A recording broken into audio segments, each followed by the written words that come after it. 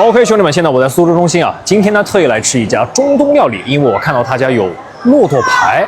那这个骆驼排我还真没吃过，吃起来到底是什么口感？那今天跟我一起去尝一下。音乐起。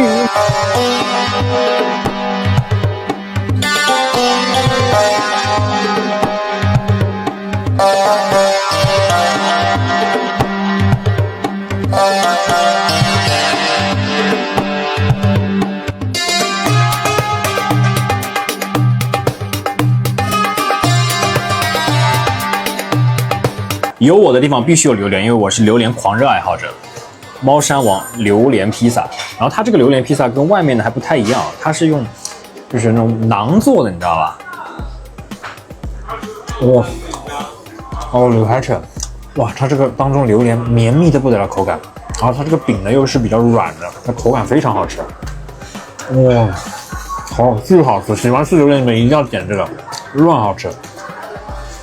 那大命哎！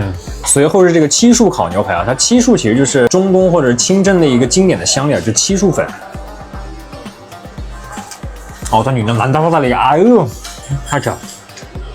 它这个比较咸鲜，再加有一点果味清香的感觉。哦，榴海扯这个香料很特别，你知道吗？妈大命，太扯！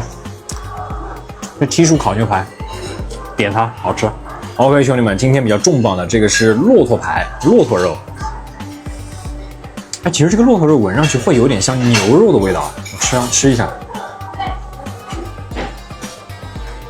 我觉得会有点像牛肋排，真的有点像牛肋排的感觉，好吃的。就这个骆驼肉，我吃下来，它的口感介于羊肉和牛肉之间，而且它没有膻味，一点膻味都没有，它有一股独特的肉香，你知道，可能就是骆驼肉的肉香，反正我觉得蛮好吃的，真的蛮好吃，你们可以来尝试一下，没吃过骆驼肉的话。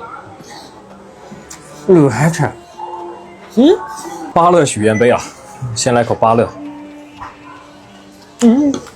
开吃。